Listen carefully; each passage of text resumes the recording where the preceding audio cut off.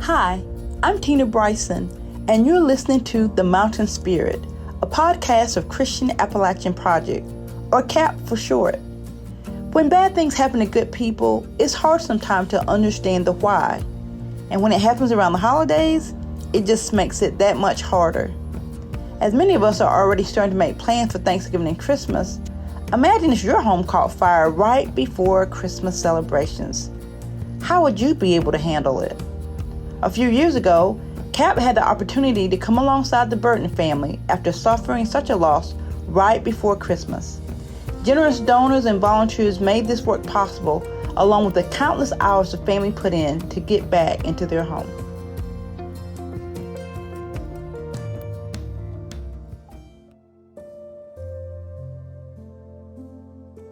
Well, I was actually upstairs cleaning and came downstairs, made a bowl of oatmeal. It was a 70-degree day in November, and went out on the porch to eat my oatmeal and took a couple bites, and all the alarms went off in the house. We rushed in, me and my husband, and he went upstairs. I went in the dining room because they were going off in both directions. He put off about 6 or 7 fire extinguishers in the room, but it was behind a double wall. So even with the fire extinguishers, he couldn't get to where he needed to be. He boarded up the one door, and then he climbed up on the roof and shut the window from the outside because you couldn't get through the room because of the smoke. I called the fire department. They were out here in about 20 some minutes. They put off about 3 tankers of water throughout the whole house. So not only did the fire do destruction, but the water in all the rooms ruined all the drywall, insulation, everything was soaked from one end of the house to the other. I have worked with CAP off and on. We did the tornado cleanup back in 2012.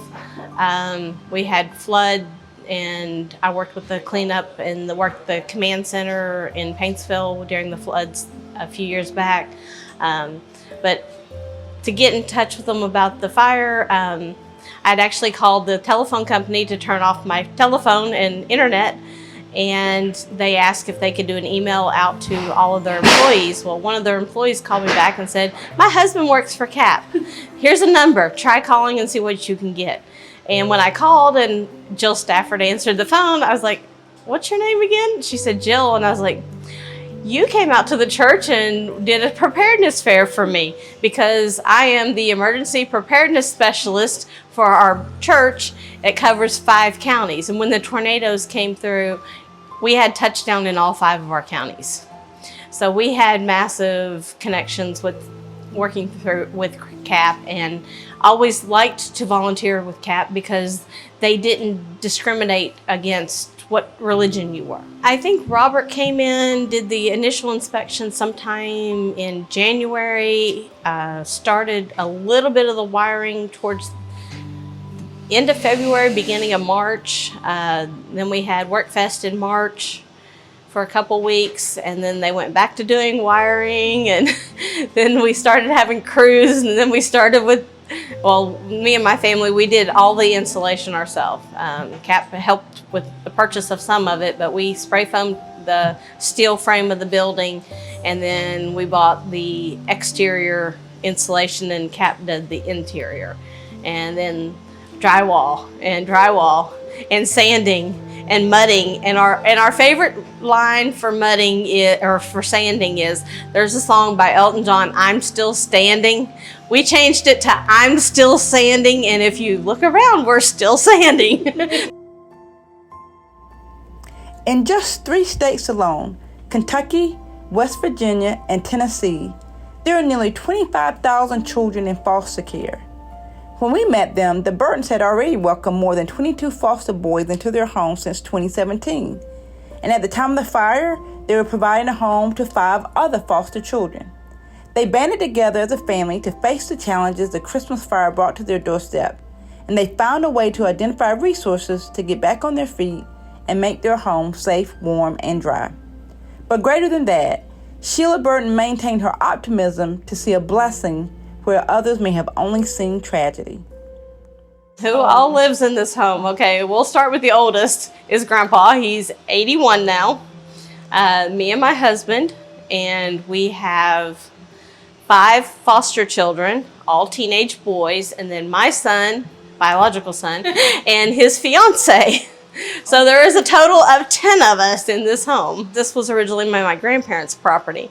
And it wasn't until probably within the last few years that I really thought about how beautiful it was. God put all this stuff on the earth, and, we try to appreciate what he does give us. We just didn't have the resources on hand to do all of it all at once. It would have been, a little bit here and a little bit there, or whatever we could get done as we went along. So we're very thankful that we've got this far, and we pray that we can finish it and get moved back in soon. Our original steps were just boards going up. They didn't have a kick plate. They didn't have a backsplash. So now we're moved up in the world. I look at it as a blessing from God, not only with the rebuild, but knowing that my home's going to be safer than it was before. And no matter what, keep a smile on your face. I had numerous volunteers that said they didn't know how I kept smiling. And the glory is God's, Without him, we wouldn't be here, for one. And I think of it as, he was protecting my family. No one was injured. We were all outside when it happened, and we survived.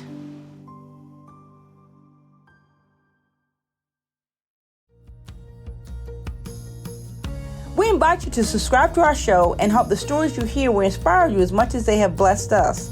You can find The Mountain Spirit wherever you get your favorite podcasts. To learn more about the Burton family story following the fire, read Out of the Ashes in our Fall-Winter 2022 edition of Caps Magazine, also called The Mountain Spirit. You can find that edition and others on issuu.com/The Mountain Spirit. We're just about 2 weeks out from our official launch on November 7th. We hope you'll be a part of this exciting new initiative of Christian Appalachian Project. Watch out for more teasers and giveaways as our launch date gets closer. We can't wait to share the episodes with you from season 1. Stay tuned.